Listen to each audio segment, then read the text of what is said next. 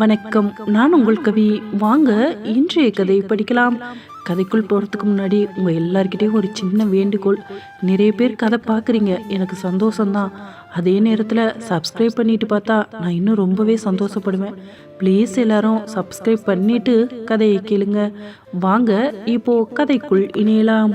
சித்ராவும் குழலியும் இரவு சாப்பிட்டுவிட்டு படுக்கச் சென்ற அந்த நேரம் பிரபுவின் வார்த்தைகள் அவளது உள்ளத்தில் இசையாக ஒலித்து கொண்டே இருந்தது.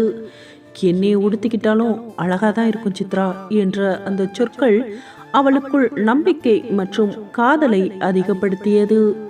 அதே நேரத்தில் ரத்தினத்தின் போனும் ஒலித்தது. சித்ரா போனை எடுத்தாள். அதில் பிரபுவின் நம்பரை பார்த்து தன்னை அறியாமல் சிரித்தவள், ஹலோ சொல்லுங்க என்றாள் சித்ரா. பிரபுவின் மெதுவான குரல் போன் மூலம் கேட்டது. ஹலோ சித்ரா, எல்லாம் ஓகே தானே? குழலியும் நீயும் பத்திரமா வீட்டுக்கு போயிட்டீங்களா? எல்லாம் நல்லபடியா போகுதுல்ல? நீ என்னடி பண்ணிக்கிட்டு இருக்க என்றான் அவன். சித்ரா பொறுமையாக பதிலளித்தாள். ஆமா, எல்லாம் நல்லபடியா போயிட்டு இருக்கு. நாளைக்கு நமக்கு கல்யாணம் நிச்சயம் பண்றாங்கல்ல என்று சித்ரா சொல்லும் போதே வெட்கம் வர சித்ரா தன்னை கட்டுப்படுத்தி கொண்டு, அதுக்காகத்தான் நான் தயாராகிக்கிட்டு இருக்கேன் என்றாள். ஆமா சித்ரா, நாளைக்கு நம்ம வாழ்க்கையில ஒரு புது அத்தியாயத்தை தொடங்க போறோம். என் வாழ்வின் எல்லா கண்ணியங்களையும் உனக்கு மட்டுமே நான் அர்ப்பணிக்கிறேன் என்றான் பிரபு. நாளைக்கு இந்நேரம் நான் உங்களுக்கு பாதி மனைவி ஆயிருப்பேல்ல என்று சித்ரா கேட்க, பாதி என்னடி பாதி? நாளைக்கே நீ எனக்கு முழுசா மனைவியானாலும் சந்தோஷம்தான் என்றான் கிண்டலாக அவன். அவன் வார்த்தைகள் அவளுடைய பெண்மையின் உணர்ச்சியை தூண்டுவது போல் இருந்தது. சி, நீங்க ரொம்ப மோசம் என்றாள் சித்ரா. நான் மோசமா இல்லையான்னு உனக்கு போக போக தெரியும் என்றவன், சரி வீட்டுல அத்தை மாமா என்ன சொன்னாங்க? புடவை நகையெல்லாம் பிடிச்சிருந்துச்சா என்றான் அவன். எல்லாமே அவங்களுக்கு திருப்தி தான், சந்தோஷமா இருக்காங்க. நாளைக்கு விசேஷம் இருக்குதுல்ல, எல்லாரும் சீக்கிரமே தூங்க போயிட்டாங்க என்று சொல்லிவிட்டு இருவரும் நாளைக்கு நடக்க இருக்கும் நிச்சயதார்த்தம் குறித்து ஆழமாக பேசிக் கொண்டிருந்தனர். நாளைக்கு நமக்கு நிச்சயதார்த்தம்னு சொல்லும் போதே இன்னும் என்னால நம்ப முடியல என்றான் அவன். அவளும் மெதுவாக சொன்னாள், எனக்கும் அதே தாங்க. இப்போ நடக்கிறதெல்லாம் பார்த்தா இதெல்லாம் கனவா நிஜமானு நம்பவே முடியல. ஆனா நாளையிலிருந்து நம்ம பாதை ஒண்ணுதான், அதை நினைச்சாலே எனக்கு சந்தோஷமா இருக்கு என்றதும் ஒரு நிமிடம் இருவரும் அமைதியாக இருந்தார்கள். மெல்ல காற்று வீசியது. என் வாழ்க்கையில் நடக்கிறதெல்லாம் நினைச்சு பார்த்தா சந்தோஷமா இருக்கு. எங்க வீட்டுல உங்களை எல்லாரும் நம்பி ஏத்துக்கிட்டாங்க. நீங்களும் அவங்க கிட்ட பேசின விதம் எனக்கு ரொம்ப பிடிச்சது என்றாள் அவள். அவங்களுக்கு பதில் சொல்றதுக்கு பதிலா நான் அவங்க எல்லாருடைய நம்பிக்கைக்கும் உரியவனா இருக்கணும் சித்ரா, அதுதான் எனக்கு முக்கியம் என்றான் அவன். அவன் வார்த்தைக்கு சித்ராவின் கண்ணனைய, உங்களை மாதிரி நல்ல மனசு உடையவரோட என் வாழ்க்கை அமைகிறது எனக்கு ரொம்ப சந்தோஷங்க என்றாள் சித்ரா. நாளைக்கு நம்ம 2 பேருக்கான ஒரு புதிய வாழ்க்கை ஆரம்பிக்குது. நம்ம உறவுல அன்புதான் அடித்தளம் சித்ரா. இப்போ உனக்கு ஒரு வாக்குறுதி தரேன். இன்னைக்கு மாதிரியே உனக்கு என்னைக்கும் உண்மையா இருப்பேன்.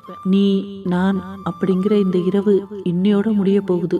காலையில விடியும் போது உனக்கு நான், எனக்கு நீனு, நம்ம அன்பு மட்டும் நிரம்பி இருக்கட்டுமே என்று சொல்லி அவனது உரிமை குறித்த நம்பிக்கையை வெளிப்படுத்தினான். இந்த இரவில் இருவரும் அவர்களின் கனவுகளையும் எதிர்பார்ப்புகளையும் பகிர்ந்து ஒருவருக்கொருவர் ஆதரவாக பேசி நம்பிக்கை மற்றும் காதலை வளர்க்கும் விதமாக பேசி மகிழ்ந்தனர். சரி சரி, நாளைக்கு சீக்கிரம் எந்திரிக்கணும், நிறைய வேலை இருக்குல்ல, நீங்களும் போய் தூங்குங்க. நாளைக்கு நீங்க கல்யாண மாப்பிள்ளை. இன்னைக்கு கடைக்கு வந்த மாதிரி நாளைக்கும் லேட்டா வந்துடாதீங்க. நிச்சயம் பண்ண போற மாப்பிள்ளை லேட்டா வந்தா இங்க எல்லாரும் ரொம்ப டென்ஷன் ஆயிடுவாங்க, பாத்துக்கோங்க என்றாள் சித்ரா. நாளைக்கு ஊர்க்காரங்க முன்னாடி நான் உன் கையை பிடிச்சுக்கிட்டு நிக்க போறேன். அதை நினைச்சா எனக்கு இப்பவே ஒரு மாதிரி பதட்டமா தான் இருக்கு. ஆனா கவலைப்படாத, பதட்டம் மட்டும்தான் இருக்கு. என் வாழ்க்கையோட கடைசி நாள் வரைக்கும் நாளைக்கு பிடிக்கிற உன் கைய வாழ்நாள் முழுவதும் நான் விற்ற மாட்டேன் சித்ரா என்றான் பிரபு. தெரியும், தெரிஞ்சுதானே உங்களை என் வாழ்க்கை துணையா வரணும்னு நான் இவ்வளவு போராடினேன். என்னங்க, அப்புறம் உங்ககிட்ட ஒரு விஷயம் கேட்கணும்னு இருந்தேன். விஜய் கிட்ட எப்படி நீங்க பேசுனீங்க? அவன் எப்படி அப்பா நம்பருக்கு கரெக்டா கால் பண்ணா? என்கிட்ட எதுவுமே சொல்ல மாட்டேங்கிறீங்களே என்றாள் அவள். சொல்றேன், எல்லாத்தையும் அப்புறம் விளக்கமா சொல்றேன். இப்போ நம்மளை பத்தி மட்டும் பேசலாமா என்றான் அவன். பேசலாம் பேசலாம், இனி எப்பவும் நான் உங்க கூட தானே பேசணும். நீங்க எடுத்து கொடுத்த புடவைக்கு நான் இன்னும் பிளவுஸ் தைக்கவே இல்லை, இனிமே தான் தைக்கணும், அதுக்கப்புறம் தான் தூங்க போகணும் என்று சித்ரா சொல்ல, இனிமே எப்போ தைச்சிட்டு எப்போ தூங்குவ? நாளைக்கு நீ ஃப்ரெஷ்ஷா இருக்க வேணாமா? நீ கல்யாண பொண்ணு சித்ரா என்றான் அவன். தெரியுங்க, எல்லாமே ரெடி பண்ணி வச்சுட்டேன், இன்னும் ஒரு அரை மணி நேரத்துல முடிச்சிட்டு அதுக்கப்புறம் தூங்கிடுவேன் என்றாள் சித்ரா. சரி சரி, அப்போ நான் உன்னைய தொல்லை பண்ணல சித்ரா, நீ தூங்கு, நம்ம நாளைக்கு மீட் பண்ணலாம் என்று சொல்லிவிட்டு போனை வைத்தான் பிரபு. இந்த பக்கம் தூங்காமல் விழித்து கொண்டிருந்தான் விஜய். மேகலா சாப்பாட்டை எடுத்து கொண்டு வந்தாள். ரொம்ப நேரம் ஆச்சு, மாத்திரை போடணும், கோபமெல்லாம் ஒரு பக்கம் இருக்கட்டும், இன்னுமா உன் கோபம் தீரல? அம்மா எதுக்கு சொல்றேன்னு யோசிச்சேன்னா நீ இவ்வளோ கோவப்பட மாட்ட, தயவு செஞ்சு இதை சாப்பிடு, நீ என்னை வெறுத்தாலும் நான் உன்னை வெறுக்க முடியாது விஜய் என்றாள் மேகலா. யார்மா சொன்னது நான் உங்களை வெறுக்கிறேன்னு? கொடுங்க, நான் சாப்பிட்றேன் என்று யதார்த்தமாக வழக்கம் போல் வாங்கி சாப்பிட்டான் அவன். அவனது பேச்சு வழக்கத்திற்கு மாறாக மாறி இருந்ததை கவனித்தவள், சரி சாப்பிடு என்று சொல்லிவிட்டு சாப்பாட்டை கொடுத்துவிட்டு யோசனையாக வெளியே வந்தவளிடம், என்னம்மா என்ன யோசிக்கிற என்றார் சிவஞானம். ஒன்றும் இல்லைங்க, சாப்பாடு கொடுக்க போனா எரிஞ்சு எரிஞ்சு விழுவான், முகத்தை பார்த்து கூட பேச மாட்டான், சாப்பாட்டை கூட சாப்பிடாம இருந்தான், இன்னைக்கு எதுவுமே நடக்காத மாதிரி சட்டுன்னு வாங்கி சாப்பிட்றானே அவன். அதான் என்ன நடந்துச்சுன்னு யோசிச்சுக்கிட்டே வரேன். ஹாஸ்பிட்டல் போயிட்டு வந்ததுலேருந்து அவன் போக்கே சரியில்லை. நீங்க தானே கூட போயிருந்தீங்க, யாரையாவது அவன் பார்த்தானா என்றாள் மேகலா. ஆமா பார்த்தான். யாரை பார்த்தான்? டாக்டரை பார்த்தான் என்றார் சிவஞானம். அதுக்கு தானே கூட்டிட்டு போனீங்க, அது எனக்கு தெரியாதா என்ன? அன்னைக்கு இங்க வந்த பொண்ணுங்க யாராவது வந்தாங்களா? அவங்கள ஏதோ இவன் சந்திச்சானான்னு கேக்குறேன், அவன் பேச்சுல ஏதோ தெனாவட்டு தெரியுதுங்க என்றாள் அவள். அரண்டவன் கண்ணுக்கு இருண்டதெல்லாம் பேயா தெரியும்னு சொல்லுவாங்க, அந்த மாதிரி தான் நீ அவனை அதே கோணத்துல பாக்குறதுனால அப்படி தெரியுது. அவனே எல்லாத்தையும் மாத்திக்கிட்டு திருந்தி இருக்கலாம்ல, அப்படி நினைச்சுக்கோ மேகலா. எல்லாத்தையும் சந்தேக கண்ணோட பார்க்காத, போய் தூங்கு என்று சொல்லிவிட்டு அவர் போய் படுத்து விட்டார். இருந்தாலும் மேகலாவுக்கு எழுந்த சந்தேகம் தீரவில்லை. இதுல என்னவோ இருக்கு, என்ன நடந்துச்சுன்னு நானே கண்டுபிடிக்கிறேன் என்று நினைத்து கொண்டு அவளும் படுத்தாள். நிச்சயதார்த்த நாள் அன்று விடியற் காலையில் சித்ராவின் வீடு முழுவதும் ஒரு மென்மையான உற்சாகம். அவள் வீடு முழுவதும் மலர்களால் அலங்கரிக்கப்பட்டிருந்தது. விளக்குகளின் ஒளியில் துள்ளும் வீட்டின் வாசல் ஒரு இனிய நாளின் தொடக்கம் என அனைவருக்கும் உணர்த்தியது. நிச்சயதார்த்தத்தை பற்றி விசாரிக்க காலையில் எழுந்தவுடன் வேலு ரத்தினத்திற்கு போன் செய்தான். அப்பா என்னாச்சுப்பா, எப்படி போயிட்டு இருக்கெல்லாம் என்றான் அவன். எல்லாம் நல்லபடியா போயிட்டு இருக்குப்பா, நிச்சயதார்த்தத்துக்கு கொஞ்சம் பேரை மட்டும் அழைச்சிருக்கேன், நல்லபடியா முடிச்சுட்டு கல்யாணத்துக்கு தேதி முடிவு பண்ணிட்டு உனக்கு சொல்றேன், நீ அந்த பொண்ணு மேனகாவை கூட்டிட்டு வாப்பா என்றார் ரத்தினம். ரொம்ப சந்தோஷம்பா, தனியால கஷ்டப்படுறீங்களோ? ஒரே ஒரு கவலை தான்ப்பா எனக்கு, இன்னைக்கு என்னால இங்க வர முடியலேன்னு என்றான் வேலு. அதனால என்னப்பா, இது சின்ன ஃபங்க்ஷன் தானே, நானே பண்ணி முடிச்சிடுறேன், கல்யாணத்துக்கு நீ முன்னாடி வந்துடு என்றார் அவர். சரிப்பா, அம்மாவோட கோபம் குறைஞ்சிருக்கா என்றான் வேலு. இல்லப்பா, அப்படியே தான் இருக்கா, குழலிக்கிட்ட கூட இன்னும் பேசல, அந்த பொண்ணை பார்த்தாலே எரிஞ்சு எரிஞ்சு விழுறாப்பா. விடு, அம்மா தானே, கொஞ்ச நாளைக்கு அவளை அவ போக்குலயே விட்டுட்டா அவளே சரியாயிடுவா, நீ கல்யாணத்துக்கு வா, அதுக்குள்ளேயும் அவள்கிட்ட பேசி சரி பண்ணி வச்சிடுறேன் என்றார் அவர். அந்த நேரம் கற்பகம் அந்த பக்கம் வர, என்னங்க யார்கிட்டங்க இவ்வளவு நேரம் பேசிக்கிட்டு இருக்கீங்க? வேலை தலைக்கு மேல இருக்கு, இப்போ போய் போன் பேசிக்கிட்டு இருக்கீங்க என்றாள் அவள். பையன்தான் பேசுறான், இந்தா கற்பகம் உன்கிட்ட பேசணுமா, பேசுறியா என்று அவர் கேட்க, இல்ல இல்ல எனக்கு வேலை அதிகமா இருக்கு, எனக்கு இப்போ பேசுறதுக்கெல்லாம் நேரம் இல்லை, நான் பேசி இப்ப என்ன மாறிட போகுது, எல்லாம் தான் நல்லா வளர்ந்துட்டாங்களே, சுயமா முடிவெடுக்கிற அளவுக்கு பெரிய மனுஷங்களா வேற ஆயிட்டாங்க, அவங்களுக்கு தெரியும் என்ன பண்ணணும்னு. சரி சரி, நீங்க சீக்கிரம் பேசிட்டு உள்ள வாங்க, வேலை கிடக்கு என்று சொல்லிவிட்டு உள்ளே சென்று விட்டாள் கற்பகம். என்னப்பா, அம்மாவோட கோபத்தை தணிச்சிருவேன்னு சொன்னீங்க, அவங்க பேசுறத பார்த்தா அப்படி தெரியலையே என்றான் வேலு. ஏண்டா, அம்மா பற்றி உனக்கு தெரியாதா? உனக்கு தான் இது புதுசு. உன்னை இது வரைக்கும் அவள் எதுவுமே சொன்னதில்லை. அதனால உனக்கு இது கஷ்டமாக தான் இருக்கும். இந்த பொண்ணுங்க 2 பேர்கிட்டையும் இப்படித்தான் அடிக்கடி ஏதாவது சண்டை போட்டு பேசாமல் இருப்பா. அப்புறம் அவளே சண்டையை மறந்துட்டு சமாதானம் ஆயிடுவா. அவள் இப்படியெல்லாம் பண்ணுறது கோபத்தில் இல்லை, ஏதோ ஒரு வேகத்தில் பண்ணுறது தான். அவளால் உங்களை வெறுக்க முடியாதுடா. நம்மளை விட்டா அவளுக்கு வேற யார் இருக்கா? எந்த சூழ்நிலையிலையும் அம்மாவோட பாசத்தை சந்தேகப்படக்கூடாது. அம்மா மனசு கஷ்டப்படுற மாதிரி நடந்துக்கவும் கூடாது. அவளுக்கு நம்ம மட்டும்தான்டா உலகம். நம்மளை விட்டா வேற யாரும் இல்லப்பா. அவளை எப்பவும் நீ வெறுத்துடாத என்றார் அவர். நான் ஏன்பா அம்மாவை வெறுக்க போறேன்? என்னோட பயமே வேற. என் மேல உள்ள வெறுப்பை மேனகா மேல காட்டிடுவாங்களோன்னு அந்த பயம் மட்டும்தான். சரிப்பா, உங்களுக்கு வேலை இருக்கும், நீங்க பாருங்க, நான் ஈவினிங் உங்களுக்கு கால் பண்றேன் என்று சொல்லிவிட்டு போனை வைத்தான் அவன். சற்று நேரத்தில் வள்ளி வீட்டிற்கு வந்தாள். என்னனே, கல்யாண வேலையெல்லாம் தடபுடலா போகுது போல என்றாள் அவள். வாமா வாமா வள்ளி, எங்க மாப்பிள்ளை மச்சான்லாம் வரலையா என்றார் ரத்தினம். அவங்கெல்லாம் சாயங்காலமா வருவாங்கன்னே, நான் தான் உங்களுக்கு உதவியா இருக்குமேனு முன்னாடியே வந்தேன் என்று வள்ளி சொல்லி கொண்டிருக்கும் போதே, அடடே வாங்க நீ, எப்படி இருக்கீங்க என்றாள் கற்பகம். நல்லா இருக்கோம், நீங்க எப்படி இருக்கீங்க என்று பதிலுக்கு வள்ளியும் நலம் விசாரித்தாள்.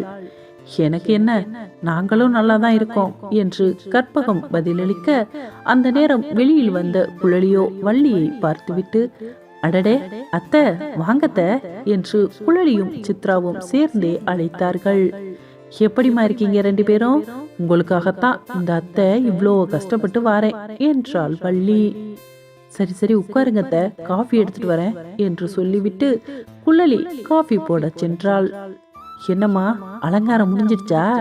ஏதாவது மிச்சம் மீதி இருந்தா போய் போட்டுக்க, யாராச்சும் வருவாங்க என்று வள்ளி சித்ராவை உள்ளே அனுப்பி வைத்தாள். உள்ளே சென்ற சித்ரா கண்ணாடி முன்னின்று மென்மையாக புன்னகைத்தாள்.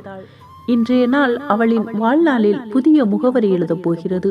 அவள் கையில் சிவந்திருக்கும் மருதாணியை பார்க்கும்போது அவனின் குரல் காதில் மீண்டும் ஒலித்தது. இன்னைக்கு நம்ம வாழ்க்கையோட வழி மாறப்போகுது என்று சித்ரா தன் நகையை அணிந்து ரத்தினம் பிரபுவுக்காக வாங்கிய மோதிரத்தை பார்த்து சந்தோஷமாக இருந்தாள். அவள் மனதில் விழிகள் பேசத் தொடங்கின. இன்னைக்கு மட்டும் இல்லை, நம்ம வாழ்க்கை முழுவதும் இதே போலவே இன்பமா இருக்கும் என்று அவளது இதயம் துடித்தது. கலக்கம் கலந்த மகிழ்ச்சி, அத்துடன் ஒரு சிறிய பயமும் இருக்கத்தான் செய்தது. நம்ம குடும்பத்தோடு அவர் இணைகிற அந்த தருணம் எப்படி இருக்கும் என்கின்ற ஆர்வம் வேறு. மாப்பிள்ளை வருவதற்கு முன் ஊரில் உள்ள முக்கியமான ஆண்கள் பெண்கள் என்று அனைவரும் வரத் தொடங்கினர். எல்லோர் மத்தியிலும் ஒரு சின்ன சலசலப்பு.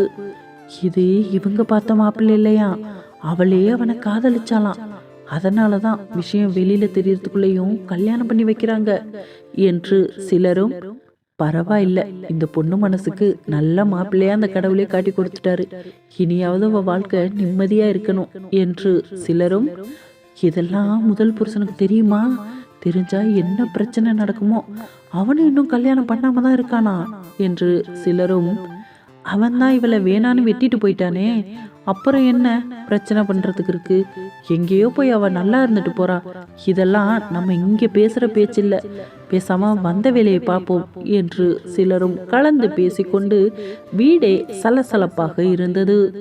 அந்த நேரம் வள்ளியின் கணவனும் மூத்த மகனும் வந்தனர். அவர்களையும் வரவேற்றனர். கொஞ்ச நேரத்தில் பிரபு சித்ரா வீட்டை வந்தடைந்தான். ரத்தினம் தன் வருங்கால மாப்பிள்ளைக்கு மாலை போட்டு வரவேற்றார். பிரபுவை இந்த கோலத்தில் பார்த்ததும் சித்ராவின் முகத்தில் அத்தனை ஒரு மலர்ச்சி. அதை கவனித்த சித்ராவின் தந்தை ரத்தினத்திற்கு மகளின் புன்னகையை பார்த்து கண்களில் நீர்த்துளிகள் வளைந்தன. இதுதான் என் மகள் சித்ராவுக்கு கடவுள் அமைச்சு வச்ச வாழ்க்கையா என மனதில் எண்ணினார். பட்டு வேஷ்டி சட்டையில் கம்பீரமாக வந்து அமர்ந்தான் பிரபு. சித்ராவை நோக்கி புன்னகை செய்தான். இருவரின் கண்களும் சந்தித்தன. வாக்குகள் இல்லாமல் வாக்குறுதி ஒன்று அளித்தான். தட்டுக்கள் முழங்கின. மங்களராகம் மெல்ல நுழைந்தது. குடும்பங்கள் ஓசையுடன் இணைந்து சிரித்தனர். ஆசீர்வாதங்களை மழை போல் பொழிந்தனர். வரவேற்பு முடிந்த பின் சித்ரா அமைதியாய் அவனிடம் கேட்டாள், உங்களுக்கு பயமா இருக்கா பிரபு என்றாள். அவன் மெதுவாக சிரித்து கொண்டே கூறினான், நான் உன்கிட்ட தான் இருக்கேன், என்னை நீ பாதுகாப்பா பார்த்துப்பேன்னு எனக்கு நம்பிக்கை இருக்கு, என்னையை ஏத்துக்கிட்டதுக்கே உனக்கு நன்றி சொல்லலாம் போல என்று அவன் சொன்ன அந்த நிமிடம் அவர்களின் உள்ளங்கள் ஒன்றானது. திருமணத்தின் ஆரம்பம் அந்த புன்னகையிலேயே எழுதப்பட்டது. ஐயர் திருமண தேதியை வாசித்தவுடன் சித்ராவின் இதயத்தின் அடிப்பகுதிக்குள் ஒரு புதிதான நிம்மதியும் உறுதியும் ஊறி வந்தது. அந்த தேதியை பார்த்த கணமே, இவன்தான் என் வாழ்க்கை முழுக்க துணை என்ற அழுத்தமான நம்பிக்கை அவளுக்குள் பதிந்தது. மண்டபம் முழுவதும் உறவினர்களின் பேச்சு சத்தத்தாலும் நாதஸ்வரத்தின் இனிய ஓசையாலும் நிரம்பி இருந்தது. சித்ரா, மாப்பிள்ளைக்கு மோதிரம் போடுமா என்று ஐயரை தாண்டியும் பெரியவர்களை மரியாதையோடு பார்த்தபடி கேட்டார் ரத்தினம். சரிப்பா என்ற அவளது குரலில் மகிழ்ச்சியும் பொறுப்புணர்வும் கலந்திருந்தது. தலைகளை ஆட்டிக்கொண்டு பெரியவர்களை பார்த்ததும் சித்ராவின் உள்ளங்கைகளில் ஒரு சிறிய நடுக்கம் எடுத்தது. ஆனாலும் அவள் முகத்தில் மலர்ந்த புன்னகை மட்டும் அசையாமல் நின்றது. மெல்ல முன்வந்து பிரபுவின் வலது கையை தன் இரு கைகளாலும் தழுவினாள் சித்ரா. அவன் விரலில் மோதிரம் நழுவி கசிந்த போது இருவருக்கும் இடையே இதுவரை சொல்லாமல் இருந்த 1000 வார்த்தைகள் அந்த சிறிய வளையத்துக்குள் அடங்கியது போல் ஒரு உணர்வை ஏற்படுத்தியது. பிரபுவின் கண்களில் மெதுவான பெருமையும் பாசமும் தான் தெரிந்தது. என் வாழ்க்கையை உன்கிட்ட ஒப்படைக்கிறேன் என்று மௌனமாக சொல்லும் பார்வை அது. அதற்கு பிறகு பிரபு அவளுக்காக வாங்கி வைத்திருந்த நகையை எடுத்தான். சிறு அச்சத்தோடு தலையை குனிந்து நின்ற சித்ராவின் கழுத்தில் அவன் கைகளில் இருந்த அந்த நகை ஒளிர்ந்து விழுந்தது. அந்த நொடியில் மண்டபத்தின் எல்லா விளக்குகளையும் விட பிரகாசமாக அவர்களது முகங்கள் ஜொலிப்பதாக அனைவருக்கும் தோன்றியது. இருவரும் தங்களது கைப்பிடிகளை சற்றும் விடாமல் அருகில் இருந்த ரத்தினம் காட்டிய வழியில் மெதுவாக திரும்பி சபை பெரியவர்கள் அமர்ந்திருந்த இடத்திற்கு சென்று கை கூப்பியபடி வணங்கினர். பின்னர் குனிந்து மூத்தோரின் கால்களுக்கு வணக்கம் செலுத்தினர். பெரியவர்கள் ஒவ்வொருவரும் அவர்களின் தலையில் கையை வைத்து, இத்தனை நாளும் தனித்தனியாக இருந்த இந்த 2 வாழ்க்கை நதிகள் இனிமேல் ஒன்றாக ஓடட்டும் என்று வரமாய் ஆசீர்வதித்தனர். அந்த ஆசீர்வாதங்களின் நடுவில் நின்று கொண்டிருந்த சித்ராவுக்கும் பிரபுவுக்கும் தங்களை சுற்றி இருக்கும் உலகம் மெதுவாக மறைந்தது போல் இருந்தது. அத்தனை ஓசைக்கும் நடுவிலும் இருவருக்கும் மட்டும் கேட்கும் ஒரு அமைதி உருவானது. அந்த அமைதிக்குள் இனிமேல் எது வந்தாலும் சேர்ந்தே எதிர்கொள்வோம் என்ற மௌன வாக்குறுதி உறுதியாக பதிந்தது. இந்த கதையை பற்றி நீங்க என்ன நினைக்கிறீங்கன்னு கண்டிப்பா கமெண்ட்ல சொல்லுங்க. பொறுத்திருந்து நாளை பார்ப்போம். நன்றி, வணக்கம். இந்த கதை உங்களுக்கு பிடிச்சிருந்தா ப்ளீஸ் எல்லாரும் லைக் பண்ணுங்க, ஷேர் பண்ணுங்க, கமெண்ட் பண்ணுங்க, மறக்காம சப்ஸ்கிரைப் பண்ணுங்க. நிறைய பேர் வீடியோ பார்க்குறீங்க, ப்ளீஸ் எல்லாரும் சப்ஸ்கிரைப் பண்ணிட்டு பாருங்க. உங்க பொண்ணான கையால அந்த லைக் பட்டனை மட்டும் தட்டிடுங்க.